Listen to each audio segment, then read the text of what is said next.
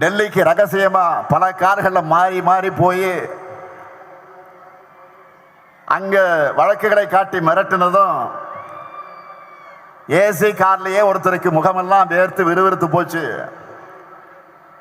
எப்படி கட்சி வச்சு தொடச்சுக்கிட்டு வந்தாரு நாடே பார்த்துச்சு. அந்த காட்சி நாமும் பார்த்தோம். ஏதோ புதுசா கூட்டணியை உருவாக்கிட்ட மாதிரி அவரும் தோல் உயர்த்தி இருக்கிறார். நல்லா கவனிங்க, தோற்ற கூட்டணியை புதுப்பிச்சுட்டு அதுக்கு பில்டப் கொடுத்துருக்கிறாங்க. 2 நாளைக்கு முன்னாடி தமிழ்நாட்டுக்கு வந்த மாண்புமிகு பிரதமர் மோடி அவர்கள் ஏராளமான பொய்களை சொல்லிட்டு போயிருக்கிறார். உலக வரைபடத்தில் இருக்கக்கூடிய அத்தனை நாடுகளுக்கு போயிட்டு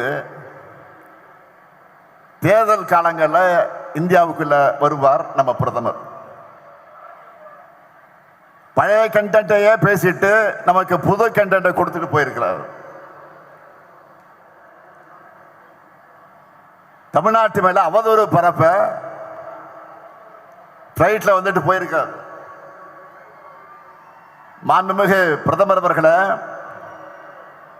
ஆயிரக்கணக்கான பெண்கள் கூடியிருக்கக்கூடிய இந்த மாநாட்டு மேடையிலே நின்று கொண்டு நான் தலை நிமிர்ந்து சொல்லுகிறேன், இந்திய மாநிலங்களிலேயே பெண்களுக்கு பாதுகாப்பான மாநிலம் எங்க தமிழ்நாடு தான்.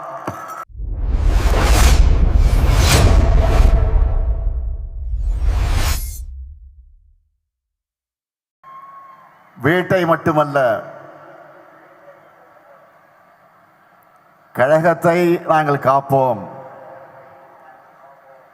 என்கிற உணர்வோடு கருப்பு சிவப்பு கடல் போல திரண்டிருக்கீங்க. வீட்டையும் கழகத்தை மட்டுமல்ல, நம்ம தமிழ்நாட்டையும் ஏன் இந்திய நாட்டையும் காக்க நாங்கள் தயார். யாருக்கு நாங்கள் சிறைச்சவங்கள் என்ற துணிச்சலோடு திரண்டிருக்கீங்க. தஞ்சை மண் கம்பீரமான மண். மன்னர்களுக்கெல்லாம் மன்னரான ராஜராஜ சோழன் ஆட்சி செய்த சோழ மண் இந்த மண். கம்பீரமாக நிற்கக்கூடிய பெரிய கோயிலும் காலங்கள் கடந்தும் உறுதியாக நிற்கக்கூடிய கல்லணையும் நிலைத்து நிற்கக்கூடிய மண் இந்த தஞ்சை மண். நவீன தமிழ்நாட்டின் சிற்பியான நம் உயிர்நிகர் தலைவர் முத்தமிழறிஞர் தலைவர் கலைஞரை கொடுத்த மண் இந்த மண். ஒருங்கிணைந்த தஞ்சை மாவட்டத்தில் பிறந்து காவேரி நீரை குடித்து வளர்ந்தவர் நம்முடைய தலைவர் கலைஞர். ஏன் நானும் டெல்டாக்காரன் தான். இந்த மாநாட்டை எழுச்சியோடும் உணர்ச்சியோடும் ஏற்பாடு செய்திருக்கிறார் கழகத்தினுடைய துணை பொதுச் செயலாளர், நாடாளுமன்ற குழுவுடைய தலைவர் என்னுடைய அன்பு தங்கை கனிமொழி அவர்கள். தங்கை கனிமொழி கிட்ட ஏதாவது ஒரு பொறுப்பு ஒப்படைச்சா அதை அமைதியாகவும் சிறப்பாக செயல்படுத்தி காட்டுவாங்க என்பதற்கு இந்த மாநாடு ஒரு எடுத்துக்காட்டு. கழக பணிகளை தான் இந்த அமைதி. உரிமை குரல் எழுப்ப வேண்டிய நேரத்தில் கர்ஜனை மொழியா மாறி போராடுவார். அதுதான் கனிமொழி. அவருக்கு என்னுடைய பாராட்டுக்கள், வாழ்த்துக்கள். அதே போல மண்டலத்தினுடைய பொறுப்பு அமைச்சர், முதன்மை செயலாளர், என்னுடைய அருமை சகோதரர், திருச்சி தந்த தீரர் KN நேரு. கழகத்தை வளர்க்கிறதுல, எழுச்சி மிகு மாநாடுகளை நடத்துறதுல, மக்களை திரட்டுறதுல அசகாய சூரர் அவர். அவருக்கும் மகளிரனுடைய நிர்வாகிகளுக்கும் மாவட்ட கழகத்தின் செயலாளர்களுக்கும் கழக முன்னணியினருக்கும் என்னுடைய நெஞ்சார்ந்த பாராட்டுக்கள், வாழ்த்துக்கள். பல்லடத்தில் தீபமாய் ஒளிர்ந்த இந்த வெல்லும் தமிழ் பெண்கள் மாநாடு இப்ப தஞ்சையில தகன்னு மின்னுது. தஞ்சை என்பது திராவிட இயக்கத்தினுடைய கோட்டை. வெல்லும் தமிழ் பெண்களை, கழகத்தை காக்க வேண்டிய கடமை, தமிழ்நாட்டை வளர்க்க வேண்டிய கடமை உங்களுக்கு தான் நிறைய இருக்கு. சாதி ஆதிக்க ஒழிப்பு மட்டுமே திராவிட இயக்கத்தினுடைய அடிப்படை நோக்கம் இல்ல.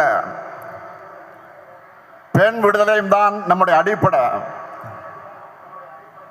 சாதியால் உயர்வு தாழ்வு இல்லை என்பதற்காகவும், ஆண் உயர்ந்தவன் பெண் தாழ்ந்தவர் என்று நினைப்பதும் நடத்துவதும் தவறானது என்பதை உணர்த்துவதற்காகத்தான் உருவாக்கப்பட்ட இயக்கம் நம்முடைய திராவிட இயக்கம்.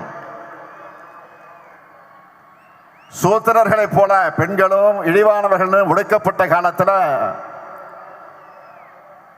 இந்த இருவருடைய விடுதலைக்காகவும் வாழ்நாளெல்லாம் உழைச்சார் தந்தை பெரியார். திராவிட இயக்கத்தோட தாய் அமைப்பான நீதி கட்சி ஆட்சியிலே தான் பெண்களுக்கு முதலாக வாக்குரிமை தரப்பட்டுச்சு. அந்த வழித்தடத்தில் வந்த பேரறிஞர் அண்ணா அவர்கள் சுயமரியாதை திருமண சட்டத்தை நிறைவேற்றினார். பெண்களுக்கு சொத்துல சமபங்கு உண்டு என்று கொடுத்தார் நம்முடைய தலைவர் கலைஞர். இது 1929ஆம் ஆண்டு தந்தை பெரியார் போட்ட தீர்மானம். அதை 1989 நிறைவேற்றியவர் முதலமைச்சராக இருந்த கலைஞர் அவர்கள். பேந்தி காவலர்களை உருவாக்கினவர் கலைஞர். மகளிர் சுய உதவி குழுக்களை உருவாக்கி பெண்களை தொழில் முனைவர்களாக உயர்த்தினவர் கலைஞர். உள்ளாட்சி அமைப்புகள் இடஒதுக்கீட்டை கொடுத்தார். நம்ம திராவிட மாடல் ஆட்சியில் இன்றைக்கு 1,30,00,000 சகோதரிகளுக்கு இந்த முத்துவேல் கருணாநிதி ஸ்டாலின் உரிமை தொகை வழங்கி கொண்டிருக்கிறேன். நான் சிஎம் ஆகி முதல் கையெழுத்து பேருந்துகள்ல பெண்களுக்கு கட்டணமில்லா விடியல் பயண திட்டத்துக்கு தான். ஸ்டாலின் பஸ்ஸுன்னு மக்கள் அதுக்கு பேர் வச்சுட்டாங்க. அதுதான் அந்த திட்டத்துடைய வெற்றி. கல்லூரிகளை படிக்கக்கூடிய மாணவிகளுக்கு மாதந்தோறும் 1000 ரூபாய் வழங்குகிற புதுமை பெண் திட்டத்தில் 5 லட்சம் மாணவிகள் பயனடைகிறாங்க. கொரோனா கால இன்னல்களில் இருந்து மகளிர் சுயஉதவி குழுவினரை காத்திட்ட கூட்டுறவு சங்கங்கள் மூலமாக அவங்களுக்கு வழங்கப்பட்ட 2674 கோடி ரூபாய் கடனை தள்ளுபடி செஞ்சுட்டு 17,33,696 சுயஉதவி குழுக்களுக்கு 1,05,235 கோடி ரூபாய் வங்கி கடன் இணைப்புகள் வழங்கி சாதனை படைச்சிருக்கிறோம். மக்களை தேடி மருத்துவ திட்டத்தில் மகளிர் சுயஉதவி குழுவினரை ஈடுபடுத்துறது மூலமா அவங்களை தன்னலமற்ற சேவைக்கு அங்கீகாரம் பெற்று தந்திருக்கிறோம். முதலமைச்சரின் காலை உணவு திட்டத்தில் சுயஉதவி குழு மகளிரை பங்கு பெற செஞ்சிருக்கிறோம். பணிக்கு செல்லக்கூடிய மகளிர் பாதுகாப்பா தங்குவதற்கு தோழி விடுதிகளை திறந்திருக்கிறோம். அடுத்த இன்னும் பல மாவட்டங்களில் தொடர்ந்து திறக்க போகிறோம். அனைத்து மாவட்டங்களையும் பாலின வள மையங்கள் துவக்கப்பட்டிருக்கு. இந்த மையங்கள் மூலமா குழந்தை திருமணம், குழந்தை பாலியல் வன்கொடுமை மற்றும் குடும்ப வன்முறை உள்ளிட்ட பிரச்சனைகளுக்கு தீர்வு காணுகிறோம். உள்ளாட்சியில மகளிர் அதிகாரமிக்கவர்களாக வர வேண்டும் என்று 50 விழுக்காடு ஒதுக்கீடு வழங்கி இருக்கிறோம். ஜெயிச்ச பெண்கள்ல 70 விழுக்காட்டுக்கு மேற்பட்டவர்கள் சுய உதவி குழு மகளிர் தான். அதுல எனக்கு உள்ளபடியே மகிழ்ச்சி. இப்படி பெண்ணுரிமைக்கான ஆட்சியா, பெண்கள் கேட்காமலேயே அவங்களுடைய தேவைகளை நிறைவேற்றுகிற ஆட்சி தான் நம்முடைய திராவிட மாடல் ஆட்சி. நான் செல்லும் இடமெல்லாம் கூடுகிற மக்கள்ல அதிகம் இருப்பது மகளிர் தான். அது மட்டுமல்ல, அவங்க முகத்தில் தெரியக்கூடிய மகிழ்ச்சி, அதில் நான் மகிழ்ச்சி அடைகிறேன். ஆட்சியை பற்றி கேட்கும் போது ஒவ்வொருத்தரும் சொல்றாங்களே, உரிமை தொகை ரொம்ப பயனுள்ளதாக இருக்கு, தினமும் ஸ்டாலின் பஸ்ல தான் வேலைக்கு போறேன், புதுமை பெண்ல 1000 ரூபாய் வர்ற காரணத்தினால வீட்டுல காலேஜுக்கு என்ன அனுப்புறாங்க. இப்படி அவங்க சொல்லும் போது எனக்கு மனநிறைவா இருக்கு. இதுக்காகத்தான் ஆட்சிக்கு வந்தேன்னு நினைச்சு உண்மையிலே நான் பெருமையாக அடைந்து கொண்டிருக்கிறேன். இந்த 5 ஆண்டுல ஒவ்வொரு குடும்பமும் பயன்பெறக்கூடிய வகையிலே பல்வேறு நலத்திட்டங்களை நம்ம அரசு செயல்படுத்திக் கொண்டிருக்கிறது. இங்க குறிப்பிட்டு சொன்னார்களே, இதையெல்லாம் வீடு வீடாக போய் பரப்புரை செய்யக்கூடிய பெரிய கடமையை பெண்களான உங்களை நம்பித்தான் ஒப்படைச்சிருக்கிறேன். வீட்டோட வாசல் வரைதான் ஆண்களால போக முடியும். ஆனா நீங்க நினைச்சா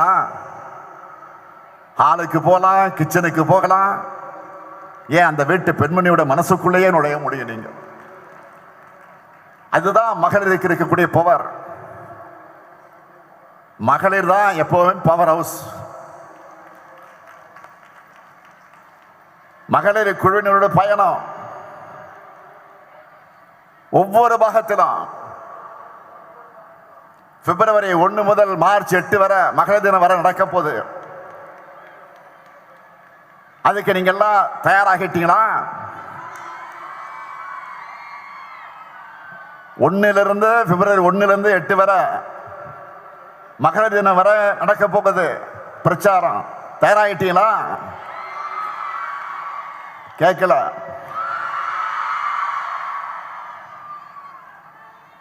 அடுத்து தமிழ்நாட்டை தலைகுனிய விடமாட்டோம்னு தொகுதிகள் தோறும் பிப்ரவரி 28 வரைக்கும் பொதுக்கூட்டங்கள் நடக்க போகுது.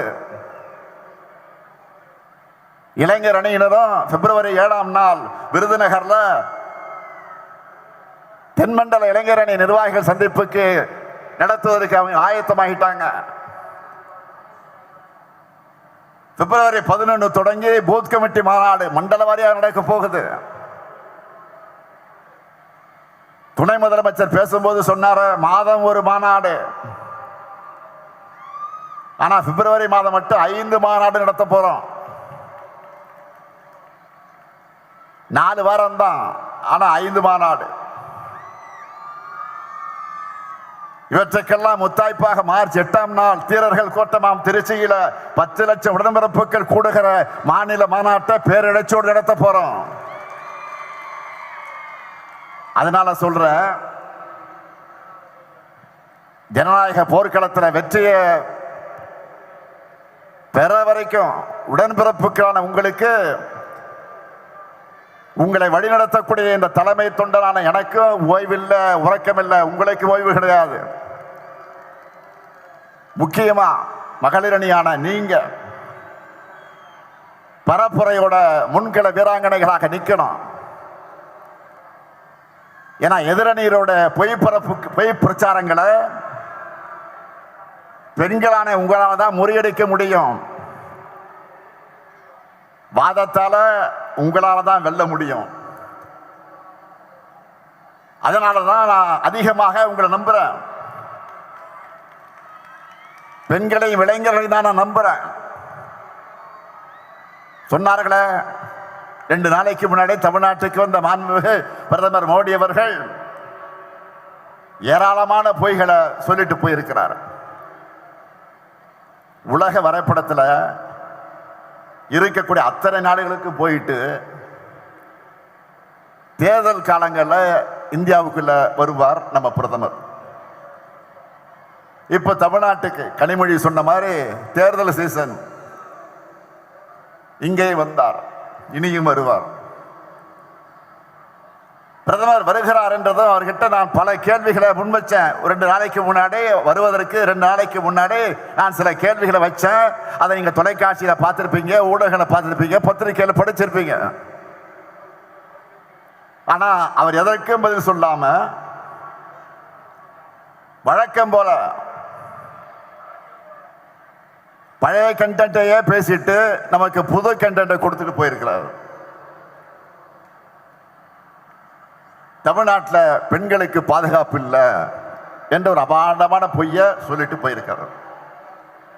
பெண்களான நீங்க சொல்லுங்க, தமிழ்நாட்டில் பெண்களுக்கு பாதுகாப்பு இல்லையா? தமிழ்நாட்டில் பெண்களுக்கு பாதுகாப்பு இல்லையா? எப்படி கூச்சம் இல்லாமல் போய் பேசுறார் பாருங்க. நாட்டில் இப்ப என்ன நடந்துகிட்டு இருக்கு? பாஜக ஆளக்கூடிய மாநிலங்கள்ல, குறிப்பா பாஜகவினரால் பெண்கள் படும் தொல்லைகள்னு எல்லாத்தையும் தெரிஞ்சுக்கிட்டு தமிழ்நாட்டு மேல அவதூறு பரப்ப பிளைட்ல வந்துட்டு போயிருக்காரு. மாண்புமிகு பிரதமர் அவர்களே, ஆயிரக்கணக்கான பெண்கள் கூடியிருக்கக்கூடிய இந்த மாநாட்டு மேடையிலே நின்று கொண்டு நான் தலை நிமிர்ந்து சொல்லுகிறேன், இந்திய மாநிலங்களிலேயே பெண்களுக்கு பாதுகாப்பான மாநிலம் எங்க தமிழ்நாடு தான். அடிச்சு சொல்றேன். இங்கதான் அதிகமான பெண்கள் வேலைக்கு போறாங்க. அண்மையில் அவதார் என்ற குழுமம் இந்தியாவில் பெண்களுக்கான பாதுகாப்பு, ஆரோக்கியம், கல்வி முதலான சமூக காரணிகளை சிறந்து விளங்குகிற நகரங்களோட பட்டியலை வெளியிட்டு இருக்கிறாங்க. 125 நகரங்கள் கொண்ட இந்த பட்டியலில் முதல் 25 நகரங்கள்ல சென்னை, கோவை, திருச்சி, மதுரை, சேலம், வேலூர், ஈரோடு ஆக 7 நகரங்கள் இருந்துச்சு. இதெல்லாம் உங்களுக்கு தெரியுமா? மாண்புமிகு பிரதமர் அவர்களே, மணிப்பூரை மறந்துட்டீங்களா? 2023ஆம் ஆண்டு மே மாதம் எரிய தொடங்கின மணிப்பூர்ல இதுவரைக்கும் அரசு கணக்குப்படி பார்த்தீங்கன்னா 260 பேர் கொல்லப்பட்டிருக்கிறாங்க. ஒருவர் இருவர் அல்ல, 260 பேர் கொல்லப்பட்டிருக்கிறாங்க. ஆனா உண்மையான எண்ணிக்கை இன்னும் ஒரு மடங்கு இருக்கும். 3000 பேர் காயமடைஞ்சிருக்கிறாங்க. 1 லட்சம் பேருக்கு மேல மாநிலத்தை விட்டு இடம் பெயர்ந்துட்டாங்க, ஊரை விட்டே போயிட்டாங்க, மாநிலத்தை விட்டு போயிட்டாங்க. 3 ஆண்டுகளாக இயல்பு வாழ்க்கை பாதிக்கப்பட்டிருக்கு மணிப்பூர்ல. இத்தனைக்கு ஒன்றியத்தை ஆள்றது, மணிப்பூரை ஆண்டது பாஜக தான். ஆனா அவங்க டபுள் இன்ஜின் ஓட்டின டப்பா இன்ஜின் மணிப்பூர் மக்களை ஏன் காப்பாத்தல? மணிப்பூருடைய முதலமைச்சர் பிரேன் சிங் வீடு, அமைச்சர்கள் வீடு, எம்எல்ஏக்கள் வீடு, பிரேன் சிங் இன்னும் மருமகன் எம்எல்ஏவா இருக்கிறாரு, அவருடைய பெயர் இமோ சிங், அவருடைய வீடு எல்லாத்தையும் போராட்டக்காரர்கள் தாக்கி இருக்கிறாங்க, அடிமட்டமாக்கி இருக்கிறாங்க. ஆனா மணிப்பூரை ஆண்ட பாஜகவால ஏன் அமைதியை ஏற்படுத்த முடியல? இதுதான் பாஜகவுடைய லட்சணமா? மாண்புமிகு பிரதமர் அவர்களே, போய் மணிப்பூரை உத்தரப்பிரதேசம் பாருங்க. ஒட்டுமொத்த இந்தியாவுக்கு பாஜக ஆளக்கூடிய மாநிலங்கள், அந்த 2 மாநிலங்கள் மூலமாகத்தான் போதைப் பொருட்களை பரவுதுன்னு ஆதாரங்களோட செய்தி வர்றது பத்திரிக்கை நீங்க படிக்கலையா? இது எல்லாத்தையும் மறைச்சிட்டு அமைதியான தமிழ்நாட்டு மேல அவதூறு பரப்பாதீங்க. அடுத்து தங்களுக்கு சாதகமான ஊடகங்கள் மூலமா நெரேட்டிவ் செட்டப் பண்ண பிரதமர் கலந்துக்கிற பொதுக்கூட்டத்தை நடத்தி இருக்கிறாங்க. ஏதோ புதுசா கூட்டணியை உருவாக்கிட்ட மாதிரி அவரும் தோல் உயர்த்தி இருக்கிறார். நல்லா கவனிங்க, தோற்ற கூட்டணியை புதுப்பிச்சுட்டு அதுக்கு பில்டப் கொடுத்திருக்கிறாங்க. அந்த கூட்டணியில் இருக்கிற எல்லாருமே இடி, ஐடி, சிபிஐன்னு ஏதோ ஒரு வகையில் பாஜக கிட்ட சிக்கி அந்த வாஷிங் மிஷின் தங்களையும் விழுக்காதா என்ற நப்பாசையில கையை கட்டி உட்கார்ந்து இருக்கிறாங்க. ஏற்கனவே இதே பாஜக அதிமுக கூட்டணி 2019 தேர்தலையும் 2021 தேர்தலையும் ஒன்னா நின்று பார்த்தாங்க, தோற்று போனாங்க. அடுத்து 2024 தேர்தலில் அதிமுக பாஜக என்கிற வேஸ்ட் லக்கேஜ கேட்டுட்டு நிக்கலான்னு அப்புறமா சேர்ந்துக்கலான்னு மறைமுக கூட்டணியா வந்தாங்க.